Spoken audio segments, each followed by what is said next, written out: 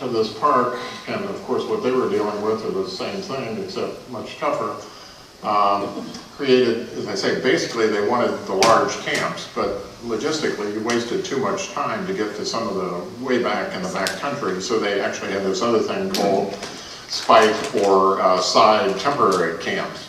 But they were never allowed to be over the size of like 50 men, and so they would, set these up to get, that particular part of the cleanup process done.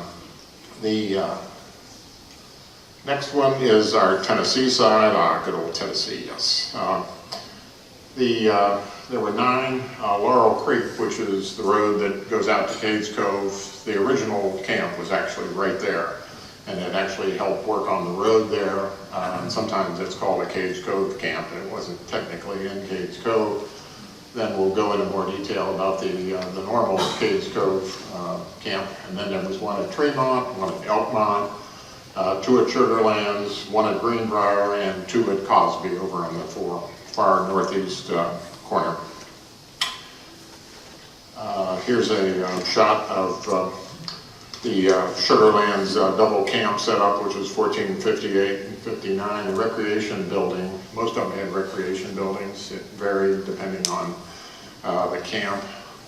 Here's 1459's roster at one point in time. The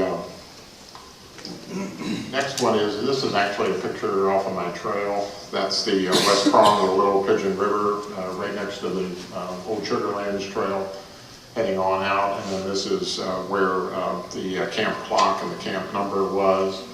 That's at about 1.4 mile as you're going from Sugarlands out towards actually it goes all the way up to Cherokee Orchard, old Sugarlands does. So this is, part of the way. This is an interesting little building that there's been a lot of controversy, but it's been pretty well pinned down. This is called the Sugarlands Rock House. But for a long time, they weren't quite sure. They thought maybe it was tied into one of the educational things, but no, it was actually a building that was used for visiting VIPs, relative to pushing this idea of, this being a park and what have you. Because actually the superintendent was quite irritated at one stage that much of the work that he was trying to get done by the Sugarlands group, he wasn't getting a lot of them out into the field. Well, apparently part of what they were doing was actually putting up this rock house. And this is off trail on out there. And it's kind of falling apart. I'm somewhat surprised the Park Service hasn't said, maybe we ought to just knock this down because it potentially, the rest of it could go, with the kind of weather that has been experienced recently. This is, individual camps had their own names. David Chapman, of course, as I say, he was one of the key players in helping pull off the national park concept. So this is the one in Greenbrier there. That's actually the camp itself. Greenbrier is a real interesting area. This particular shot is one of the shots from the Greenbrier camp. The cook, the second one from the right there in the second row, it's actually a fellow by the name of Harold Whaley, of the very famous Whaley family. Some of the presentations I made, one of which was about the Whaley family, which of course were very significant in the Greenbrier area. They were actually the original 2 brothers that settled the area. Here's 8 of the Lems over there at Camp Chapman.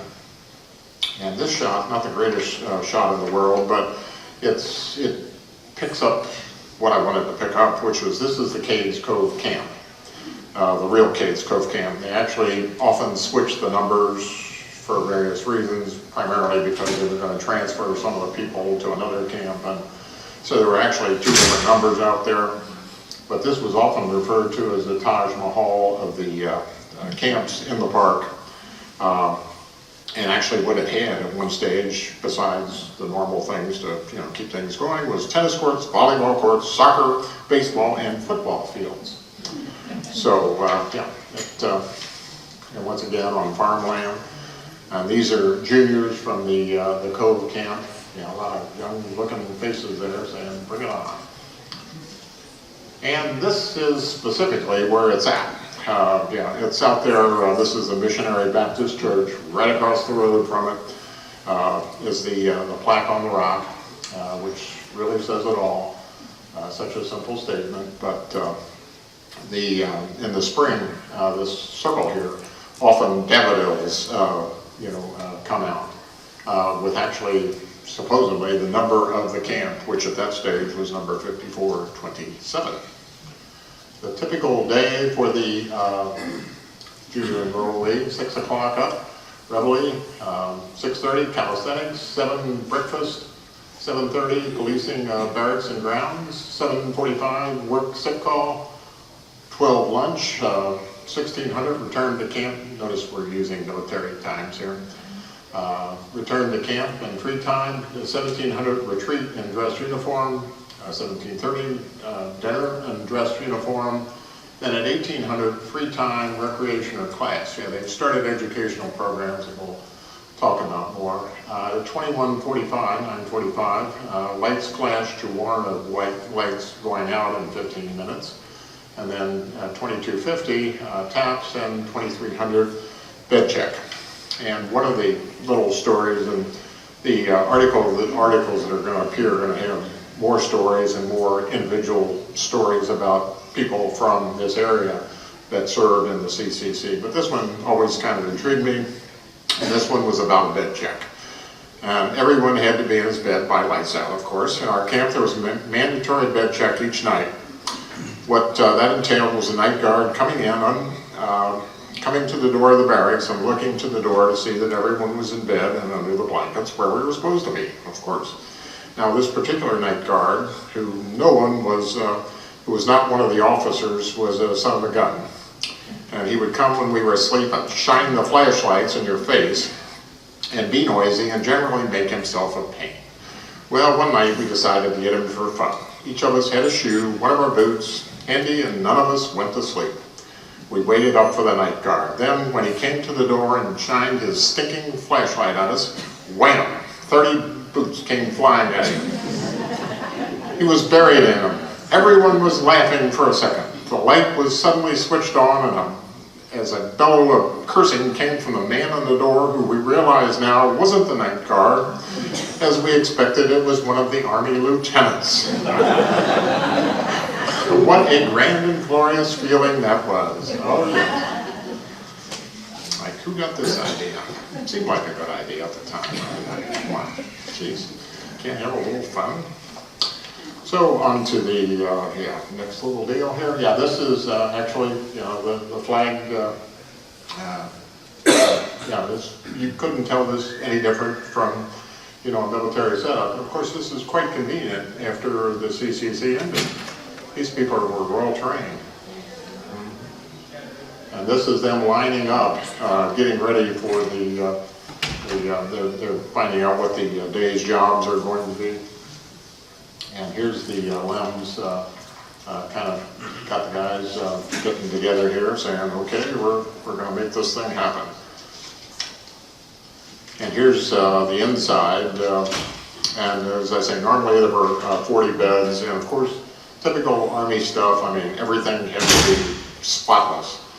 Dress shoes were polished, the whole deal, and the bed had to be just so, and the inspection and problems if you didn't pass.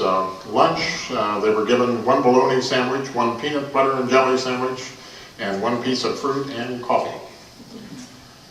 For dinner, they ended up with meat, potatoes, and vegetables. So they, as I say, this was much better, obviously, than what it was at home. And as I say, basically all their expenses, except for minor things, were paid for. Here's the Cove Camp, 1214, and the cooks, which of course were really important. And of course, they did a lot of business with the local farmers. So they got the fresh stuff, and that was another advantage of having the locally employed men. They knew the good places to go to get good stuff. This one always intrigued me. This was the safety board. On the left side was the safety name tags of people that had no safety accident type situations. On the right side was your name tag if you were, were involved in an accident. So of course you really didn't want your name on that right side. That was a little bit of it was kind of the pressure. And so actually they've done scientific test to look at the number of CCC enrollees, the type of work they were doing compared with people that were doing the same thing that weren't in government work, and they were much safer because of the level of discipline and training that they had actually in the program. And of course this is the post exchange. It was open from 7:30 to 9. So basically what they would buy there was soda, candy, cigarettes, whoops, bad habit, and stamps, of course, to send letters back to, hey, how are things going back there? Here's some class list of different things. Arithmetic, English, French, reading, carpentry, chauffeuring, cooking, photography, typewriting, music, and their criteria was if 10 people signed up. There were just a certificate given, there were no tests, but clearly this was part of that educational process that helped blend the different type of city and rural boys together that were obviously no longer boys, now really becoming, by any definition, men. Of course, playtime activities, you name it, they had it because, right, we got 200 guys and we better keep them busy or who knows, because boys will be boys. Baseball teams, this is a smoke mock team. The various camps would play each other in sports. We had basketball team, boxing competition. Sometimes, of course, boys being boys, didn't necessarily get along well. Well, sometimes the answer was, guess what? We're giving you 2 boxing gloves apiece, and you are stepping into the ring for, several, 3-minute rounds, and hopefully after you're beat on each other a little bit, you will say, okay, I think we've done enough, and now we can kind of move on to, more relevant things.